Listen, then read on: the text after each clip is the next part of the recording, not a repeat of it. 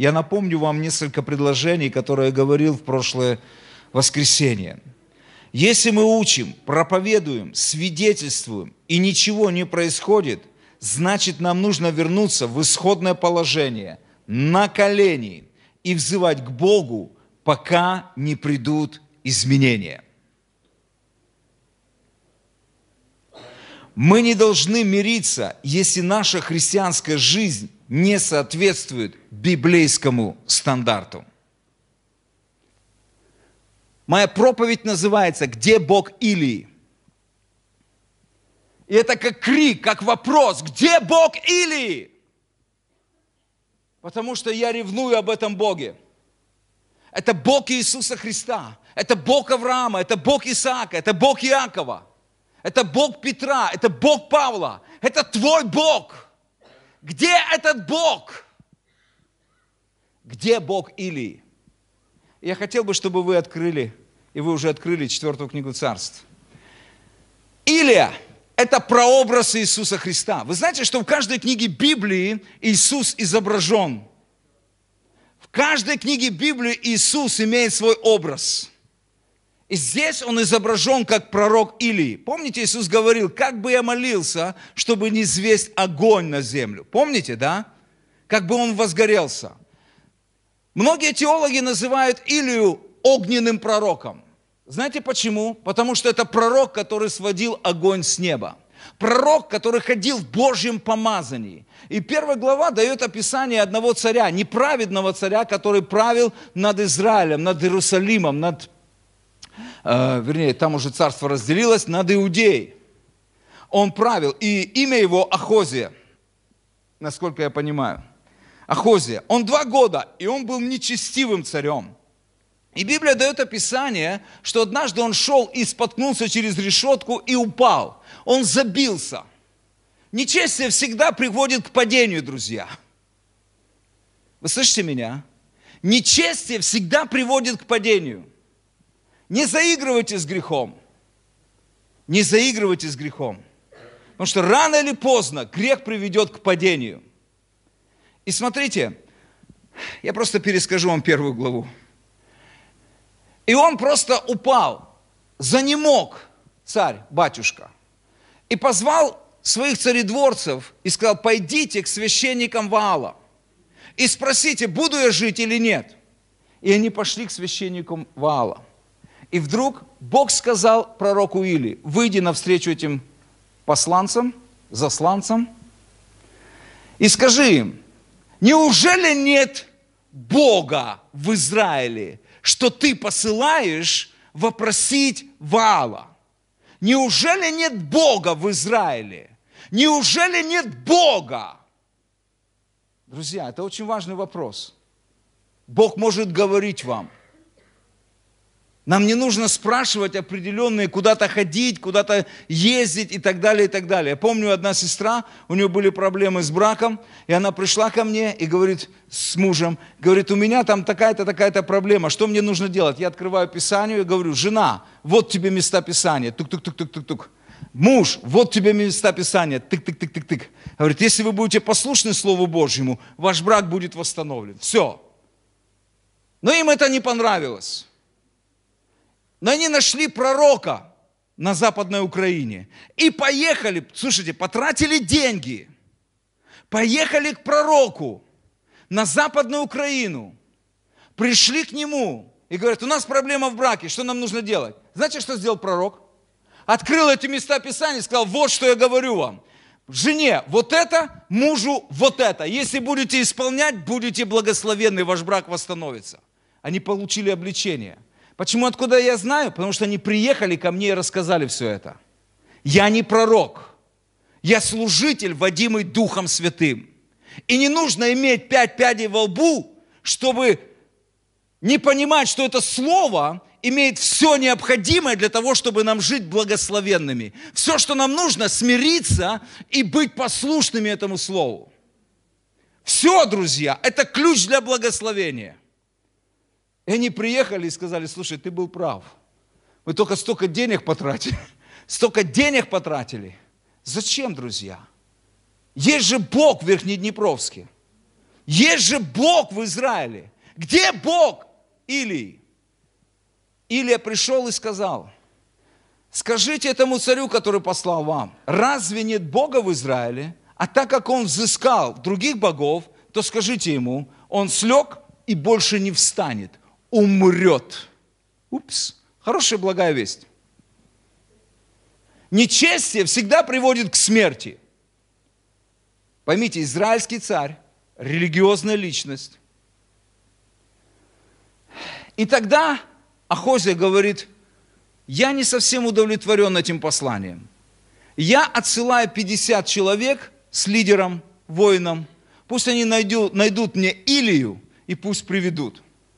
А Илия человек Божий. Знаете, где проводит время человек Божий чаще всего? На горе. Это символ взаимоотношений с Богом.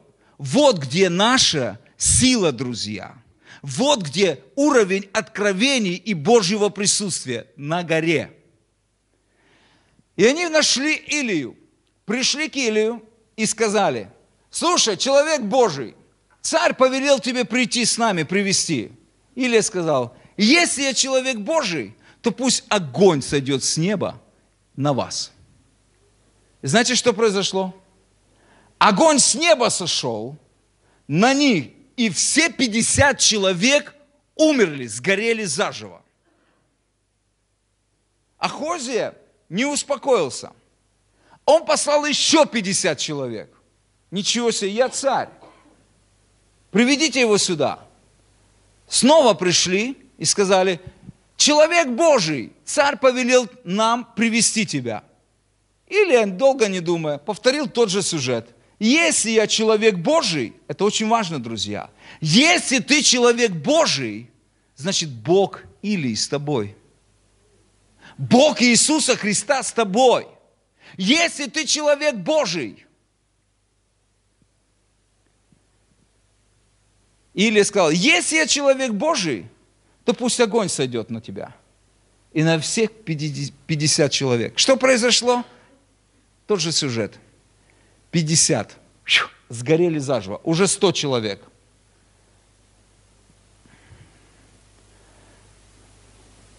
Царь посылает третий, 50. И смотрите, тот был поумнее. И он со смиренным сердцем пришел. И сказал: я знаю, что ты человек Божий.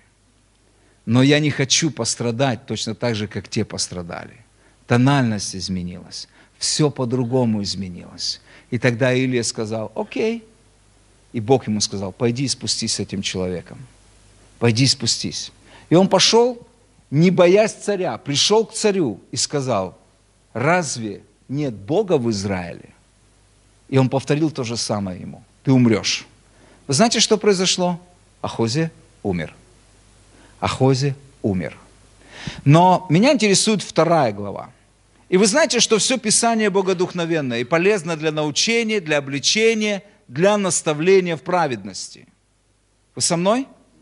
Вы можете это просто еще раз услышать? Все Писание вдохновлено Богом. И полезно для нас. И знаете, что несет в себе Писание? Для того, чтобы научить нас, вдохновить нас. Что еще? Обличить нас, наставить нас, дать нам жизнь. Поэтому ешьте все Писание, друзья. И здесь пророческий образ. И я говорю вам, друзья, что Илия – пророческий образ Иисуса Христа, а Елисей здесь – пророческий образ церкви или верующих, нас с вами. Он призвал Елисея, вы помните, да? Он призвал Елисея, чтобы помазать его в пророки. Он призвал. И вот они идут.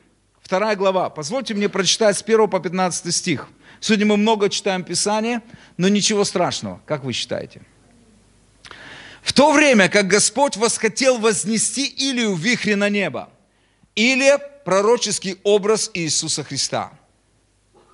Иисус тоже был вознесен на небеса. Так ведь?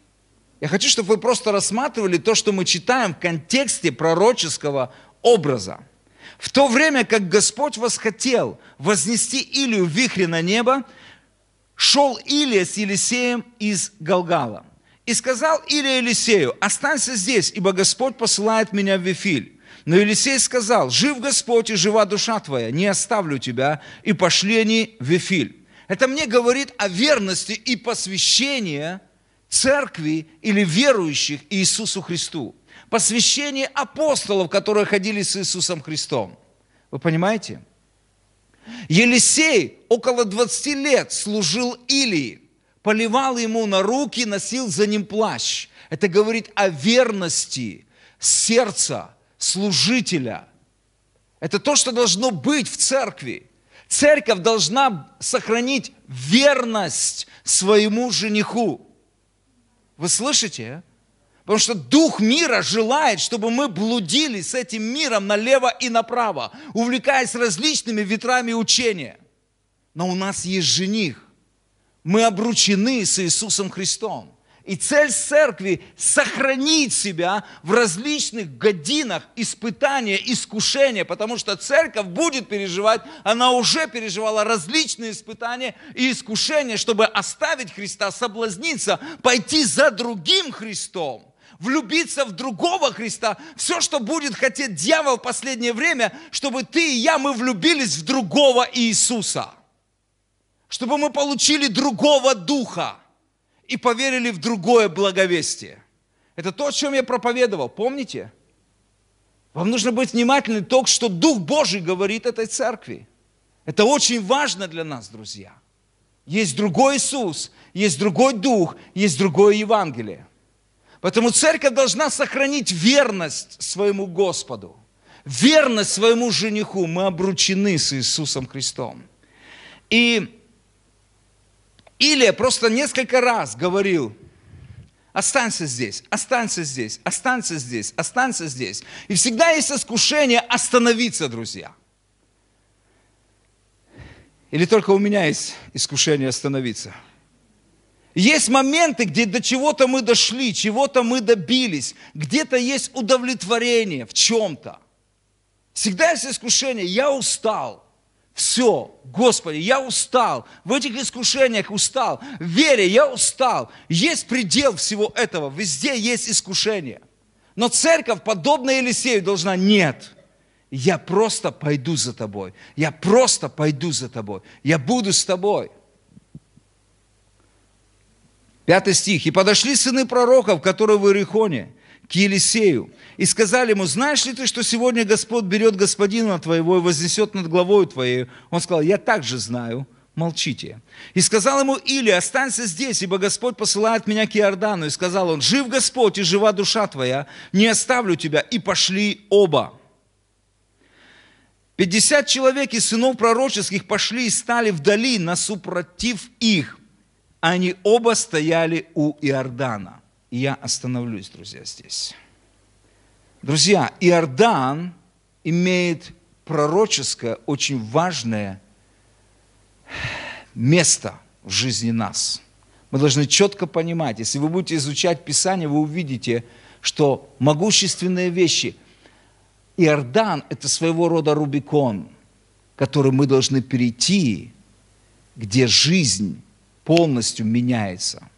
Жизнь Израиля до Иордана и жизнь Израиля после Иордана была совершенно другой. Жизнь Иисуса Христа до Иордана и жизнь Иисуса Христа после Иордана – это совсем другая жизнь.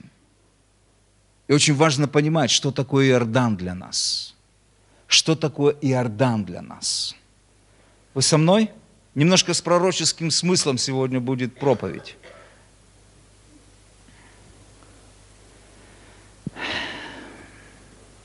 Иордан имеет важный духовный смысл для нас.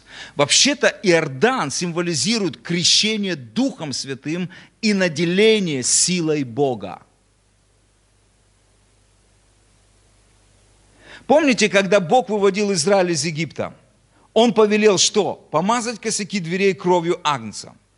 И это является прообразом спасения и искупления для нас. Помните потом, когда они подошли к Красному или Черному морю, и они прошли посуху. Знаете, что такое? Это прообраз водного крещения.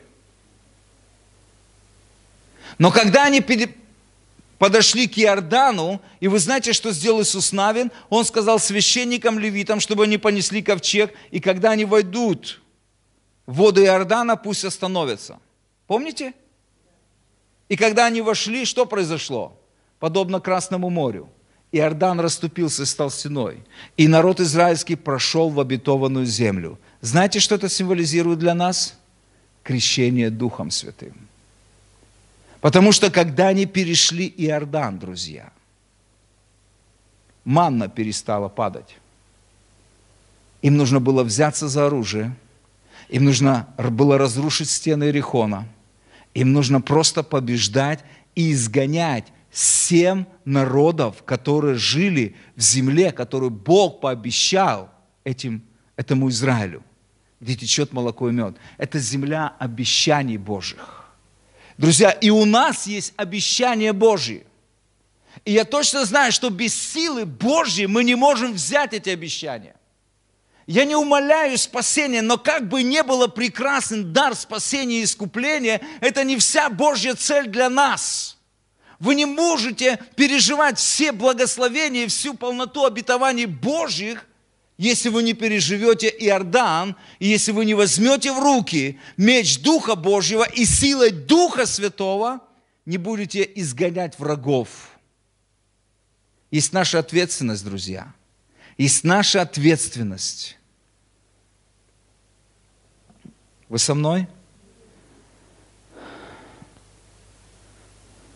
Бог вводит нас в обетованную землю, а мы должны платить цену, чтобы жить в ней. Для этого Он дал нам Духа Святого. И вы помните, что Иисус был крещен Духом Святым в Иордане.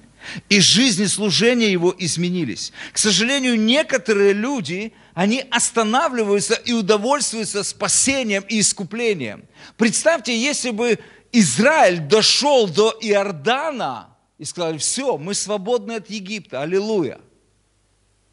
Бог питает, Бог греет нас, слава Господу, Он дает нам манку каждое утро. Он исцеляет нас. Друзья, каждый раз, когда вы будете смотреть на себя, и в центре стоять вы никогда не исполните Божьего предназначения, которое Бог положил на вашу жизнь. Вы слышите меня? Каждый раз, когда вы будете смотреть на себя, на удовлетворение своих нужд, вы никогда не исполните Божьего предназначения, ради которого вы появились на планете Земля. Мы должны смотреть дальше. Мы должны смотреть за Иордан. И Бог предназначил для нас силу. Переход Иордана привел их, народ израильский, к новому образу жизни. Переход Иордана или крещение Иисуса в Иордане перевел его на новый уровень жизни и служения Богу. Друзья, когда мы становимся удовлетворенными, не достигнув Божьей конечной цели, тогда нам приходится терпеть присутствие дьявола в некоторых областях вашей жизни, нашей жизни. Вы понимаете? Есть такое чувство удовлетворения. Есть такое чувство удовлетворения. Помните, народ израильский, он не изгнал до конца всех народов. И знаете, что сказал Бог? Ты не изгнал, они будут сетью для тебя. Ты не исполнил, ты будешь жить рука об руку с ними, ты удовлетворился, ты устал от войн. Тогда запомни, они принесут тебе много проблем. Каким бы удовлетворенность приводит нас к жизни рука об руку с врагом. Поэтому не будь удовлетворенным твоим состоянием, духовным состоянием. Не будь удовлетворен, если Бог предназначил для тебя силу. Друзья, здесь потенциал Бога, огромнейший потенциал Бога, чтобы исцелять здесь больных. Сила Бога не у Вити Громова. Сила Бога у вас. Вы можете делать намного больше чудес и знамений, чем этот ложный человек, который не от Бога. Вы слышите? который не от Бога. Недавно отец мой позвонил ко мне. Говорит, слушай, Володь, тут мой друг звонит по работе. Спрашивает, слушай, мы тут видели рекламу. В Верхнеднепровске есть целитель, и к нему едут с разных стран. А у тебя сын там. Может, он знает его? И отец спрашивает у меня, ты знаешь его? Я говорю, лично не знаком, Бог миловал. Но я не в том смысле, что Бог миловал, что я боюсь там или еще чего-то. Нет, ничего подобного. Я ничего не хочу общего иметь со служителем дьявола.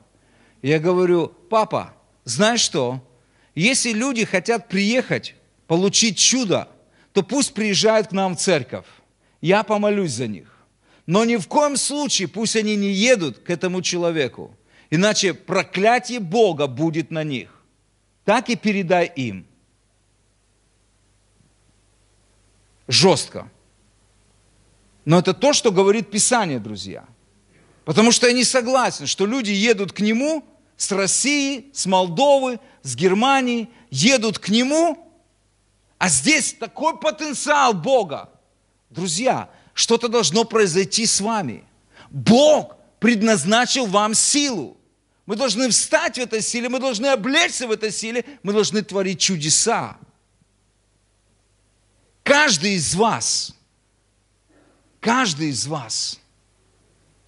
Бог спас вас, Бог искупил вас, Он привел вас к Иордану, Он крестил вас Духом Святым.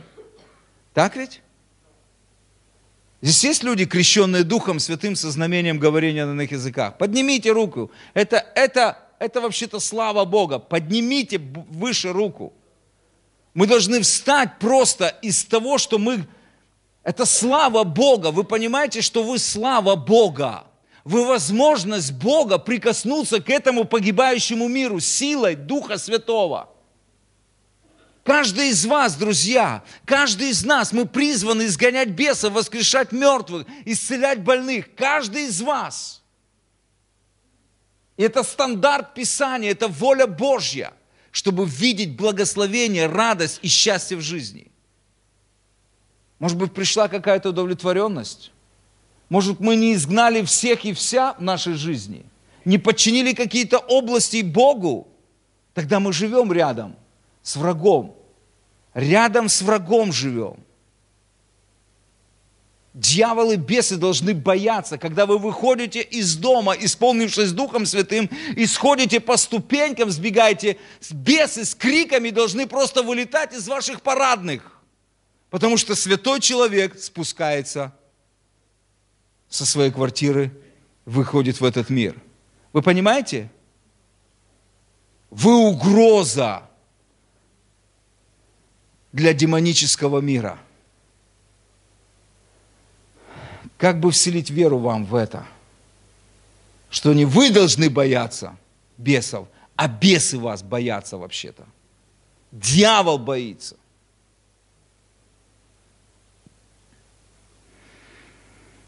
Конечная цель, друзья, это не быть спасенными для нас. Конечная цель – это не прийти ко кресту. Конечная цель – это провозглашать и утверждать Царство Божие в силе на земле.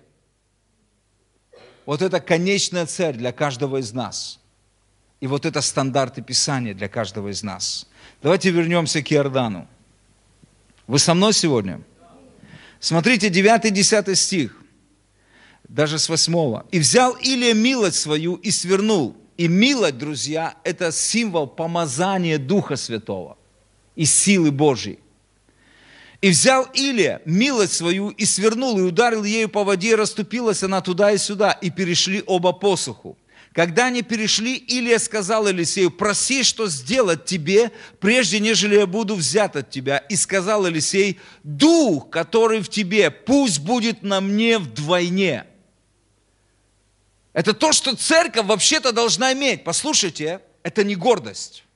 Церковь должна иметь двойное помазание Иисуса Христа. Вы слышите меня?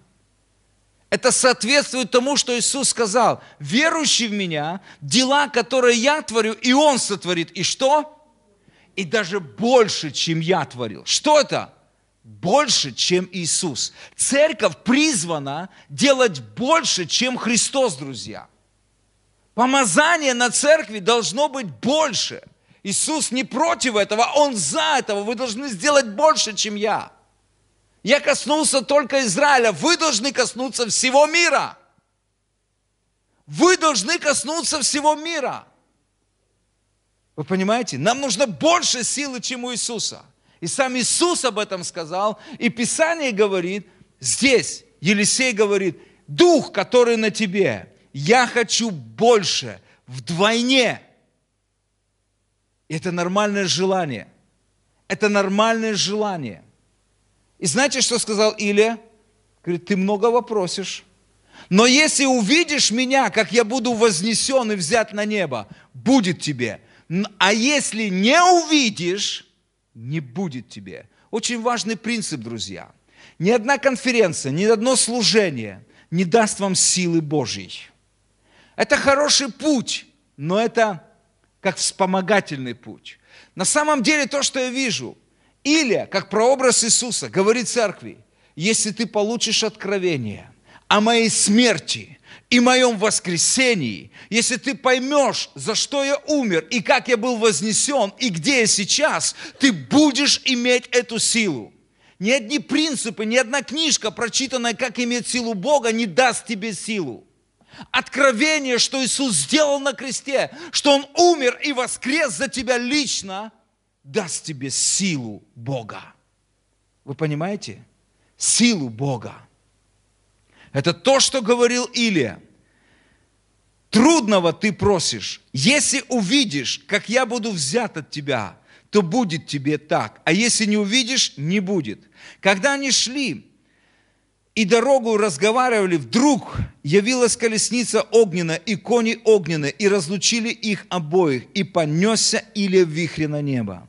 Елисей же смотрел и воскликнул: отец мой, колесница Израиля и конница его!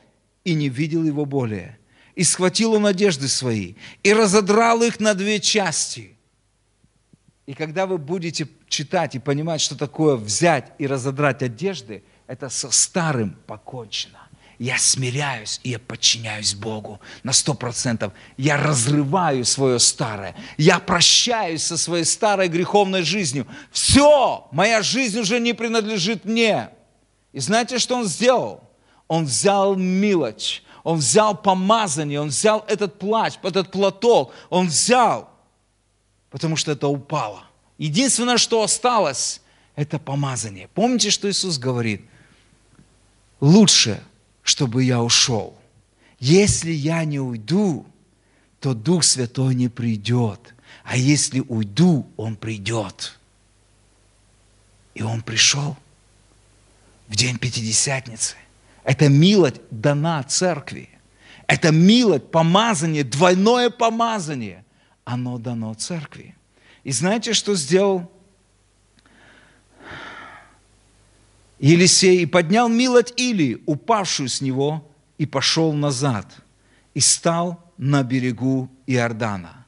И взял милость Илии, упавшую с него, и ударил ею по воде, и сказал: где Бог Илии? Он самый, где Бог Илии? И ударил по воде, и она расступилась туда и сюда. И перешел Елисей. И увидели его сыны пророков, которые в Иерихоне издали и сказали: опочил дух Илии на Елисея. И пошли навстречу ему, и поклонились ему до земли. Опочил дух Иисуса Христа на церкви. Дух Иисуса Христа на нас. И это больше, чем единократное переживание, крещение, говорение на иных языках. Это не та жизнь, друзья. Это жизнь в полноте Духа Святого. Это жизнь в полноте силы Духа Святого. Аллилуйя. Дух, который был на Илии, сошел и на Елисея. Вы знаете, что когда вы будете считать, даже в Писании, сколько чудес сотворил Илия, и сколько чудес сотворил Елисей, то он сотворил сколько? Ровно в 2 раза больше чудес и знамений, чем Илия. двойное помазание, оно упало, потому что он увидел. Это было откровение. Угу. Когда мы получаем крещение Духом Святым, это тот самый Дух, который помазал Иисуса проповедовать нищим, который послал его исцелять сокрушенных сердцем, провозглашать пленным освобождение, слепым прозрение, отпустить измученных на свободу, проповедовать лето Господне благоприятное. Луки 4, 18, 19. Это наш стих сегодня. Мы помазаны Духом Святым. Мы помазаны Духом Святым. Недавно позвонил ко мне один брат и говорит: у меня к вам вопрос. Можете говорить со мной? Говорю: да, могу. У меня к вам вопрос. Последний раз я слышал вашу проповедь, вы были в Днепропетровске, когда Павла Плохотина не было в 2010 году. Я записывал эту проповедь о силе молитвы. И у меня к вам вопрос по этой проповеди. Я сейчас перелистываю. Говорит: я записывал все. Говорит: вы научили нас записывать всего тогда в церкви. Говорит: я записываю. Это 92 или 93 год. Я еще тогда не записывал. Но тема проповеди была. И он сказал там о вере, то есть о вере какая-то. И ты показывал пример. Слушай, говорит, до сих пор меня так впечатлил этот пример, и до сих пор помню, как ты показывал этот пример. И я такой слушаю, думаю: вау, действительно, нужно больше демонстрировать. Я понимаю Иисуса Христа. Когда Иисус Христос демонстрировал все, Он показывал. Он рассказывал притчи, Он показывал просто этих птиц, воронов и так далее и тому подобное. Поэтому, друзья, хорошо иметь наглядный пример. Да? Вот это мы с вами. Очень важно понимать, друзья, что происходит с нами. Я ничего такого сверхъестественного не буду делать. Но чтобы вы понимали, к какой жизни призвал нас Бог. Какой жизни призвал нас Бог. И когда мы спасаемся, Библия говорит, это рождение свыше. Помните? Рожденные от Духа.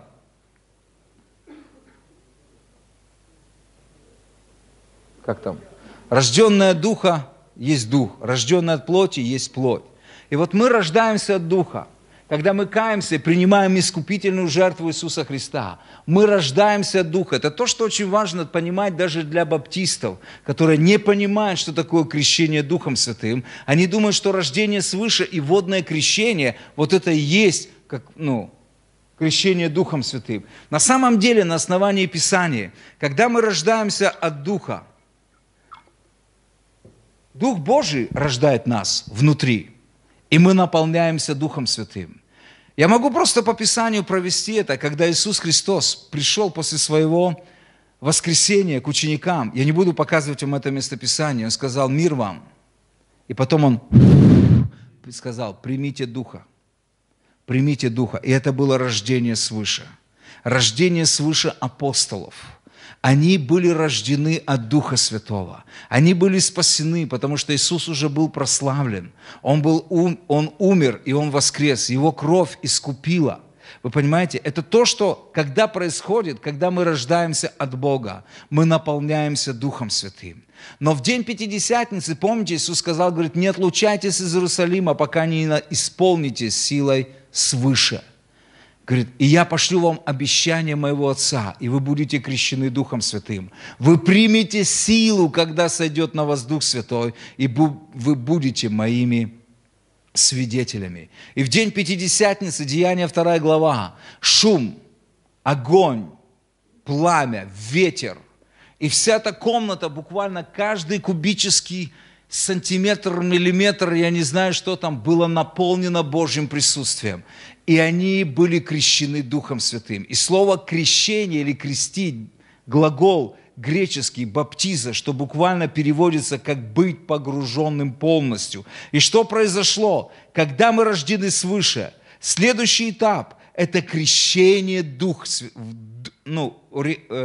в оригинале в Дух Святой, погружение в Дух Святой. Это то, что Бог просто крестит нас. А вот это вот все атмосфера Духа Святого. Так, Дух Святой внутри тебя. Но когда Бог крестит тебя Духом Святым, Он погружает тебя полностью. И ты находишься в атмосфере Божьей славы, Божьего присутствия. Вы понимаете? Это то, что на самом деле должно происходить в нашей жизни. Это не единожды переживание, друзья. Вот эта жизнь, друзья, стакан считается наполненным, когда он переливается.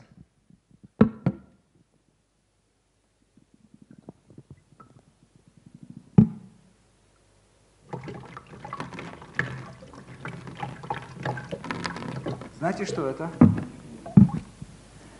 Это нормальная жизнь христианина. Ежедневно.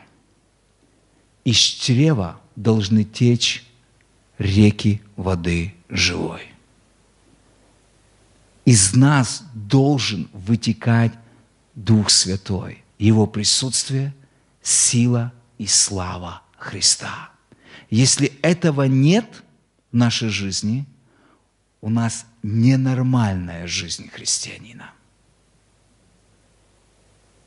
Мы не можем дать славу и показать славу Христа, потому что мы сами перебиваемся. У нас... Вы знаете, что один из главных путей наполнения Духом Святым – это молитва. Это молитва. Это поклонение. Это чтение Писания. Но самый главный инструмент наполнения – это молитва.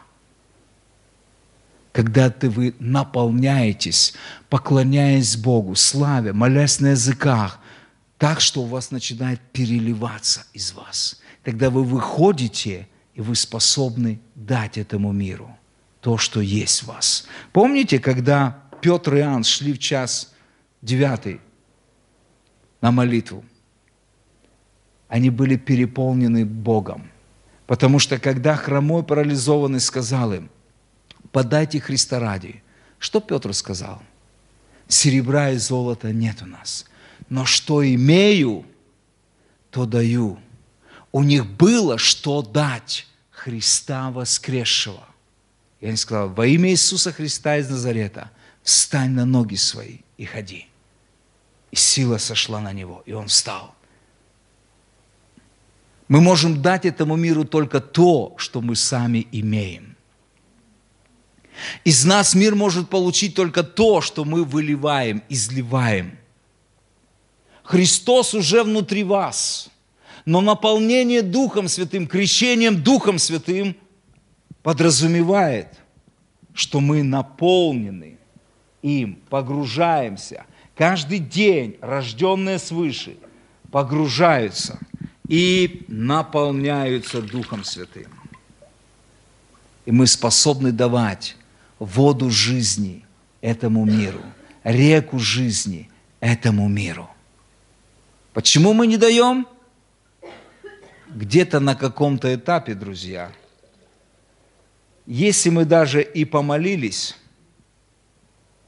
надо себе оставить попить, то только для того, для ежедневного пропитания, чтобы самим как-то протянуть. Мы опять же молимся для себя. Мы молимся, чтобы наши нужды были покрыты. Мы молимся, чтобы нам было хорошо. Но Бог не предназначил крещение в Иордане, крещение Духом Святым, чтобы вам было хорошо. Он желает явить себя через вас. Поэтому не выживайте в Божьем присутствии, а живите и раздавайте это Божье присутствие. Вот это стандартная, нормальная жизнь христианина. Если мы этого не имеем, наша жизнь не соответствует библейским стандартам. Бог все дал. Это теперь наша ответственность. Вы понимаете? Это наша ответственность. Когда из тебя выливается Дух Святой, тебе не волнует мнение людей. Ты не боишься бесов, дьявола, ты не боишься никого. Тебя все боятся. Вы понимаете? И к тебе будут идти люди, потому что ты источаешь Христа, ты показываешь Христа. Вы понимаете? Чаще всего христиане, крещенные Духом Святым, они молятся для того, чтобы хоть себя немножко напоить. Мне хорошо. Проживу как-нибудь сегодня.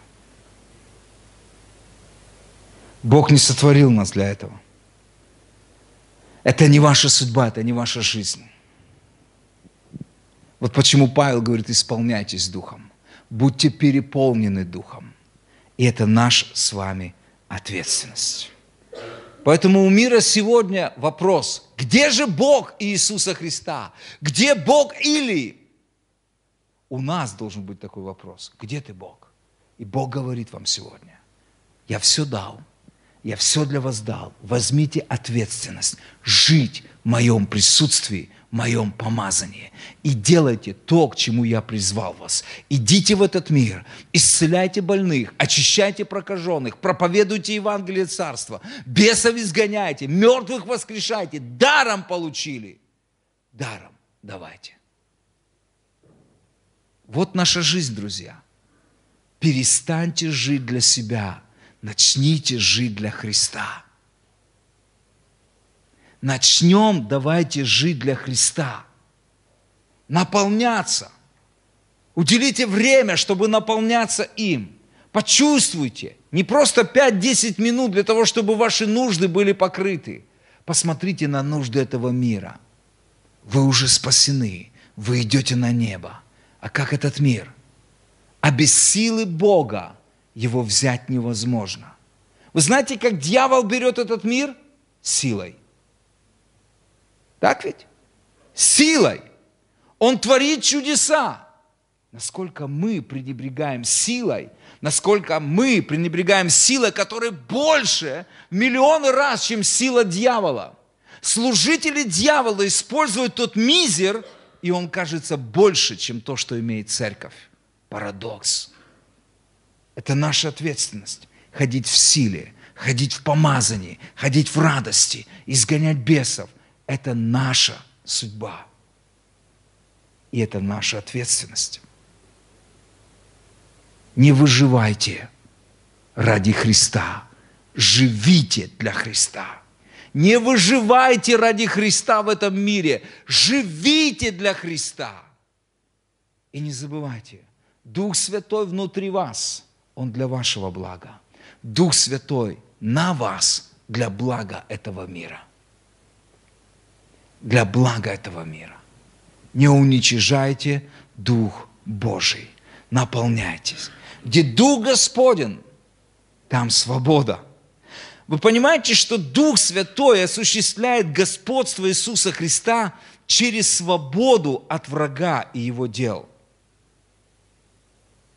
Дух Святой осуществляет господство Иисуса Христа в этом городе, в вашей семье. Когда вы наполнены Духом Святым, приходит свобода, враг отступает.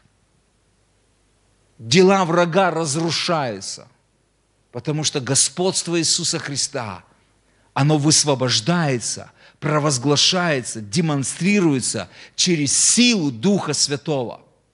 Помните, когда Иисуса обвинили в том, что Он изгоняет бесов силу Вельзевула? Иисус сказал, послушайте, нет, я перстом Божьим, а в другом месте написано, Духом Божьим изгоняю бесов.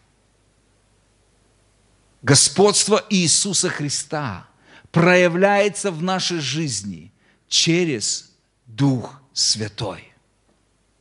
Вот почему нам важен Дух Святой. Наполняться Духом Святым, быть наполненным Духом Святым, быть пьяным от Духа Святого. Аллилуйя. Аминь. Где Бог Илии? Где Бог Иисуса Христа? Мы являемся храмом Духа. И Бог желает, чтобы этот храм был наполнен и переполнен. Аминь. Давайте встанем на наши ноги.